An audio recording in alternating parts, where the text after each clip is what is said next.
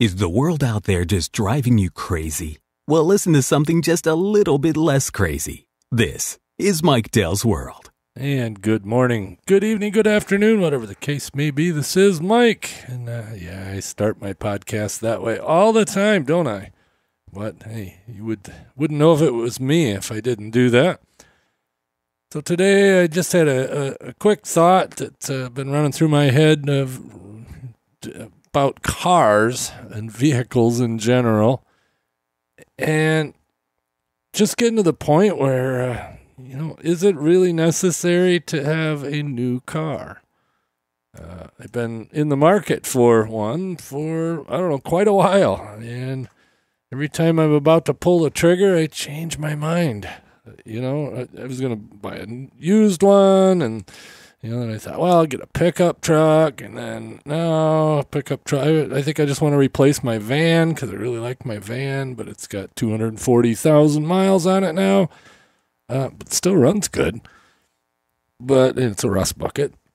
Of course, everything I drive is a rust bucket, with the exception of our Highlander's a little bit nicer. And, of course, motorhome doesn't have any rust on it because it's never driven in the winter or in the slop.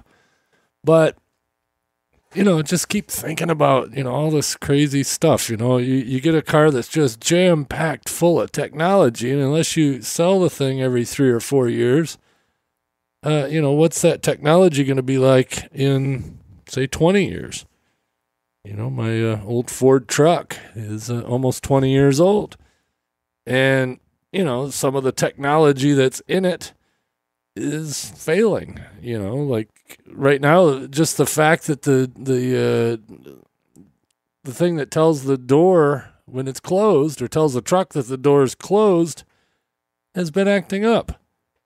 So I had to take the bulbs out of the dome light till I can figure out what's causing that. And it's not just a simple switch. Somebody told me it's a body control module. Well, $500 later, and okay, I can put my lights back in the dome light and not have my battery go dead. But there's, it's the thing's rusting a little bit, and just this technology may be just a bit much for what I need for a car. So here's been another thought of mine. I'm thinking about buying an old vehicle. I'm talking analog vehicles. I'm talking about a computer-free vehicle. Been looking at, old 60s and early 70s vintage pickup trucks. You still pay a little bit for them, obviously, but my thought maybe is, find a decent one somewhere, where they don't rust. And, fly down, drive it home, or fly down and buy it, or decide whether I'm going to buy it and drive it home if I decide to buy it or not. Rent a car and drive home, or rent a U-Haul truck and tow something home. I don't know. I'm just thinking about it. And lately, what's been getting me is like an old 69, 70, 71 Ford truck. And I'm even thinking, go as simple as possible. I want a manual transmission. I want no power steering, no power brakes, 6-cylinder or V8, I guess, doesn't matter. They're not, neither one are overly complicated. 2-wheel drive. I don't really need 4-wheel drive. I mean, around here, 4-wheel drive can be handy, but 90% of the time, 99% of the time, you can get around just fine on 2-wheel drive and, drive like a sane person. All that. So, I don't know. That's another thought. Like I said, I've been looking at 69 Ford trucks. There's been 2 or 3 of them come up not too far away that I could possibly get, that they're not too rusty, or actually not rusty at all, as far as structurally. Maybe a little, as they say, quote-unquote, patina. Some people prefer that. I don't frankly care. Even if it does get a little rusty, as long as it's mechanically sound and doesn't look terrible.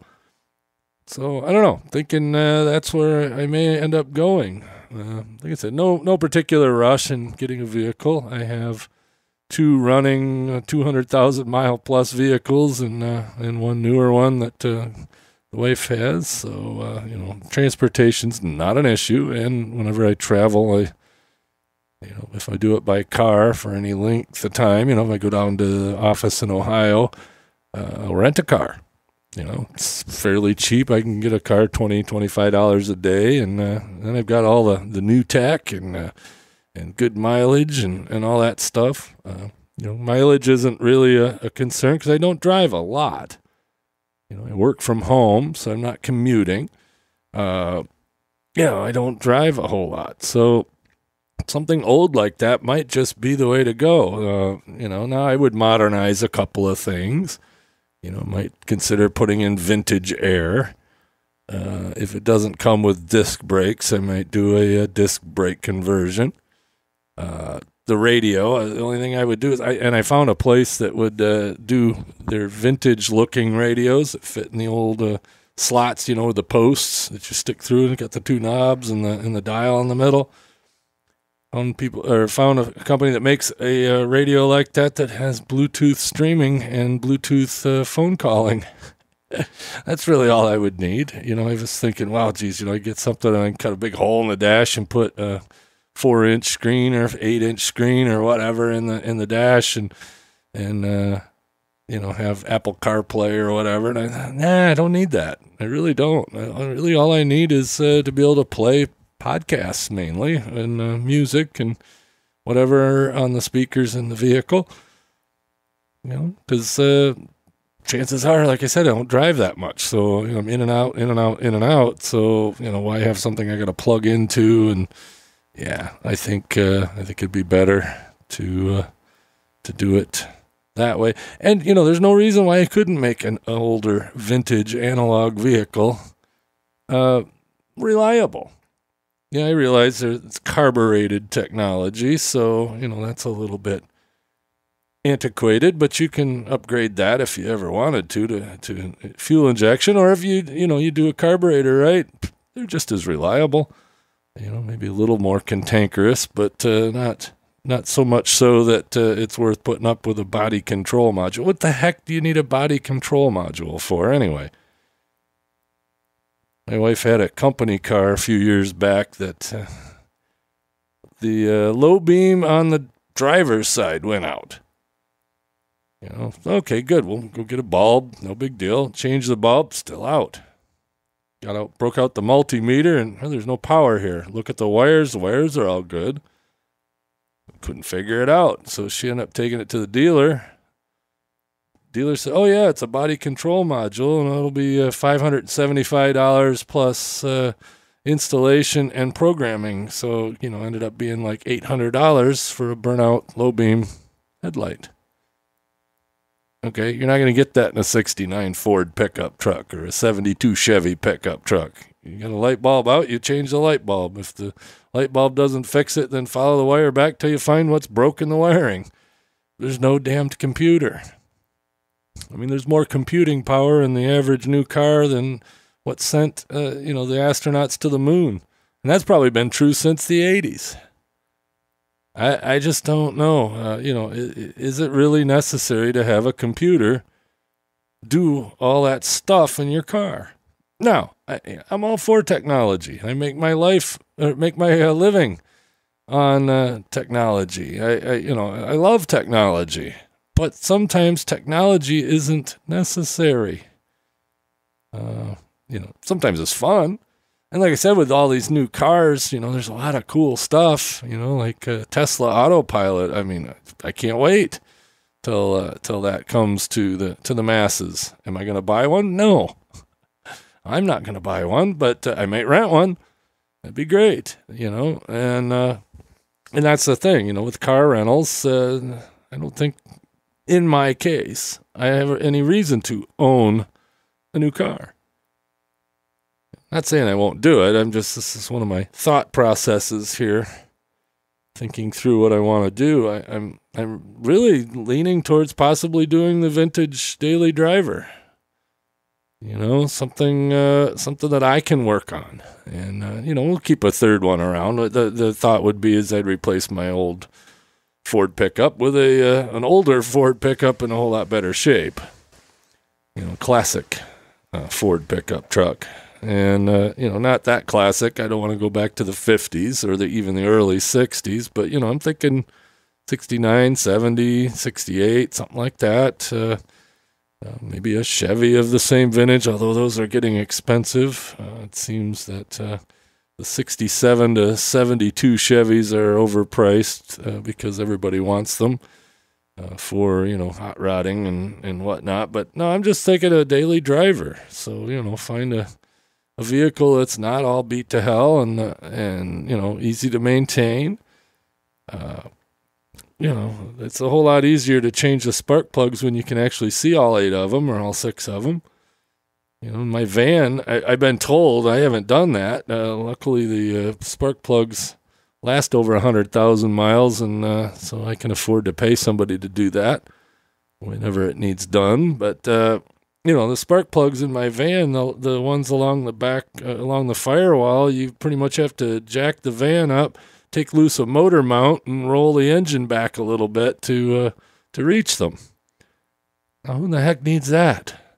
You get a 6-cylinder Ford, the spark plugs, you could probably get it with an end wrench.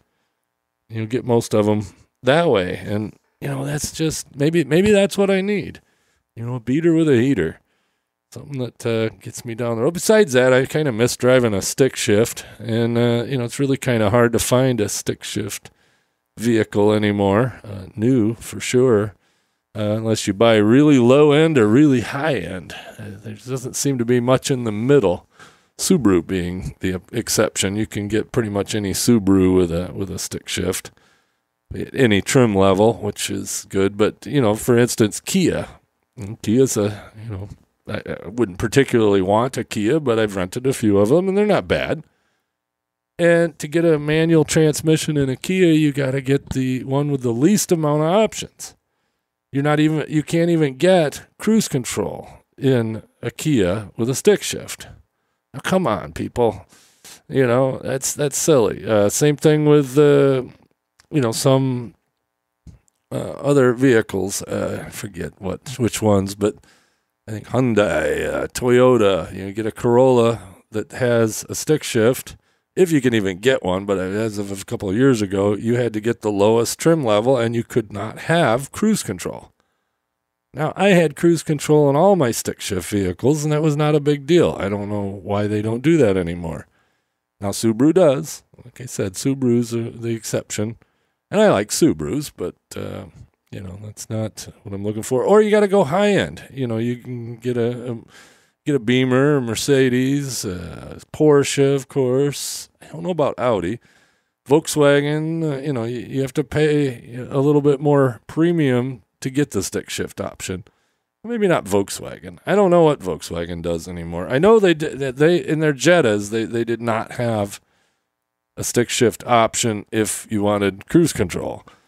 And, come on, really? Yeah, anyway. Enough of me on the high horse here. It was just something I wanted to kick out there. Do I want to do an old truck? What are the pitfalls of that? I figure with something like that, preservation would be the order of the day. So I could express, I could, try to keep the rust at bay, and I could, just maintain the thing. And the beauty of it is say I spend, $10,000 on a vintage truck in good shape, and you can do that for, I think, 6, 8, 10, 12 grand, probably get one that would be daily driver quality. And, if I did that, great. Then guess what I have in 10 years from now? I still got an old vintage truck, and if I maintain it, it's still in decent shape, and I could probably get all my money out of it if I wanted to. So, anyway, that's it for me. Everybody have a great day, week, month, however long it is until the next one. Catch me later.